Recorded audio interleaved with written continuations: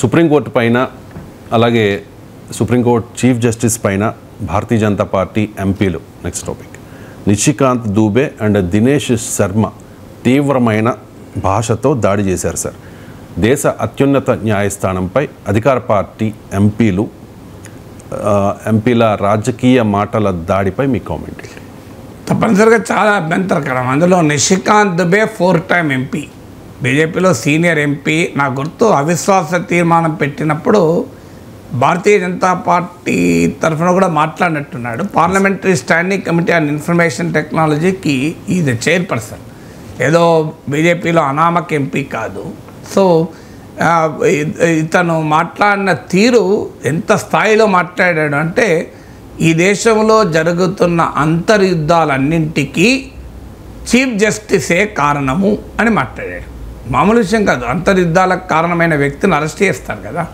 Unlawful activities prevention act UAPA చట్టం కింద supreme court chief justice నేరస్తుడు, ఆయన అరెస్ట్ చేయమని చెప్పడం ఇది మామూలు విషయం కాదు కదా.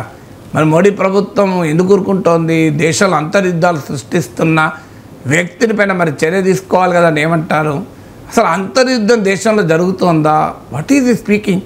భారతదేశంలో సివిల్ వార్ నడుస్తుందా? సివిల్ వార్ అంటే ఏం మామూలు పదం అది? సో ఇండియాలో సివిల్ వార్ జరుగుతుంటే మోడీ ప్రభుత్వం ప్రేక్షక పాత్ర వహిస్తుందా అంటే నరేంద్ర మోడీ అంత అసమర్థుడిని నిషికాంత్ దుబే చెప్పదలుచుకున్నాడా? ఎందుకంటే ఇంటర్నల్ సెక్యూరిటీ, అంతర్గత భద్రత అనేది ఉమ్మడి జాబితాలో అంశం కదా. కేంద్ర ప్రభుత్వ బాధ్యత కూడా ఉంటుంది కదా.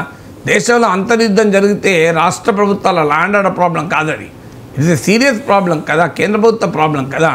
అంటే నరేంద్ర మోడీ ప్రభుత్వం భారతదేశంలో అంతర్యుద్ధాలు జరుగుతుంటే కారణం ఎవరైనా కానీ ఆ అంతర్యుద్ధాలను ఆపలేక నివారించలేని అసమర్థుడా? దీనికి ఆన్సర్ చెప్పాలి కదా.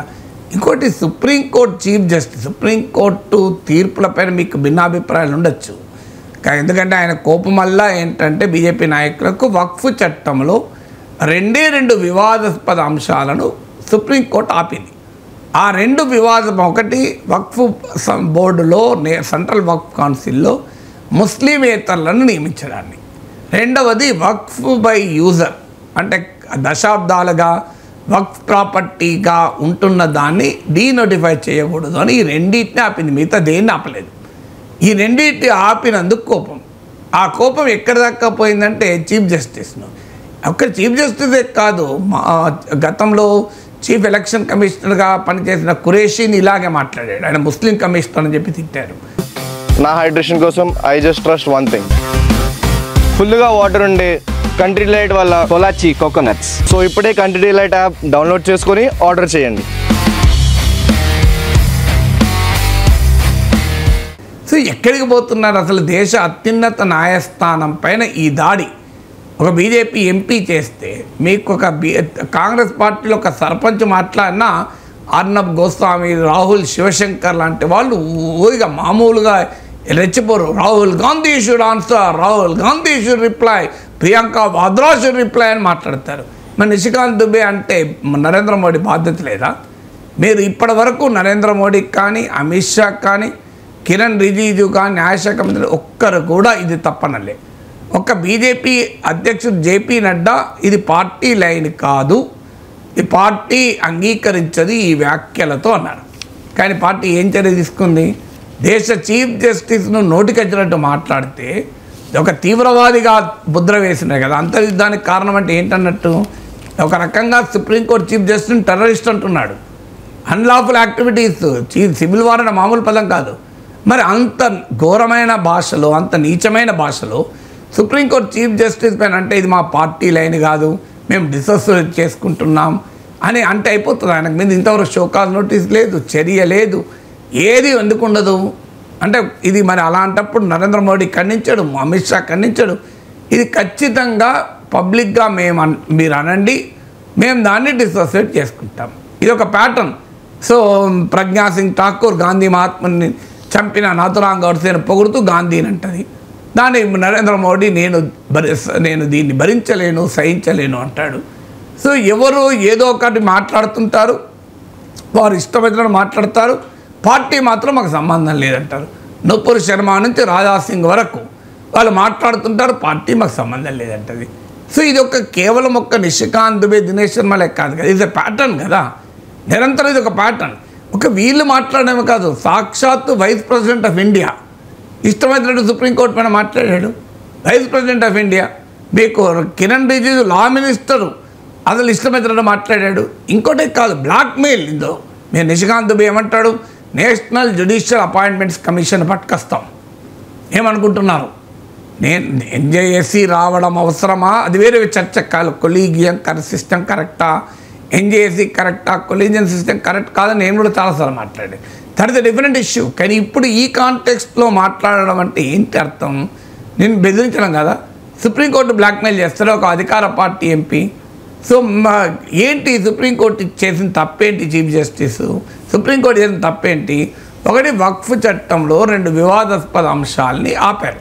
మొత్తం చట్టంపై కూడా స్టే ఇవ్వలేదు. అలాగే గవర్నరు రాష్ట్రపతికి మీరు ఇనాక్షన్ నిర్ణయం తీసుకోకుండా ఉండే అధికారం లేదు అని చెప్పింది సుప్రీంకోర్టు.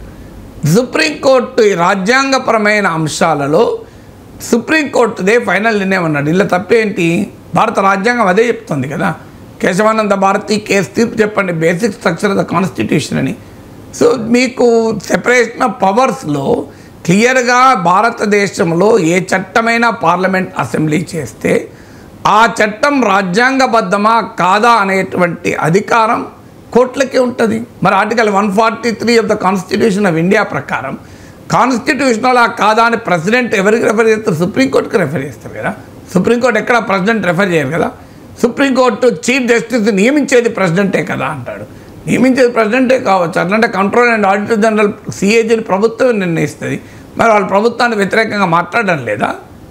దానికి దీనికి ఏం సంబంధం ఇది? సో మీకు అలా అంటే రాష్ట్రపతితో ఎవరు ప్రమాణ స్వీకారం చేస్తారు? చీఫ్ జస్టిస్ ప్రమాణ స్వీకారం చేస్తారు. మరి నియమించేది రాష్ట్రపతిని చీఫ్ జస్టిస్ కాకపోవచ్చు. ప్రమాణ స్వీకారం ఎవరు చేస్తారు? రాష్ట్రపతిని. అయినా ఇదెక్కడి రాజ్యాంగంలో ఎవరి పని వారికి నిర్వచించబడింది. సో ప్రజలు ఎన్నుకున్నటువంటి పార్లమెంట్ చేసే చట్టాలను సుప్రీంకోర్టు ఎవరు అంటారు? మరి ప్రజలు ఎన్నుకున్న శాసనసభ చేసిన చట్టం గవర్నర్ ఎవరండి ఆపడానికి? ప్రజలు ఎన్నుకున్న శాసనసభ చేసిన చట్టాలను రాష్ట్రపతి ఎవరండి? తమిళనాడు శాసనసభ చట్టం చేసింది. తమిళనాడు రాష్ట్ర ప్రజలు ఎన్నుకున్నారు ఆ శాసనసభను. ద్రౌపది ముర్మును ఎన్నుకోలేక కదా తమిళనాడు ప్రజలు. మరి ఆమె ఎట్లా ఆపుతుంది రాష్ట్రపతి? మరి ఎలా గవర్నర్ ఆపుతాడు?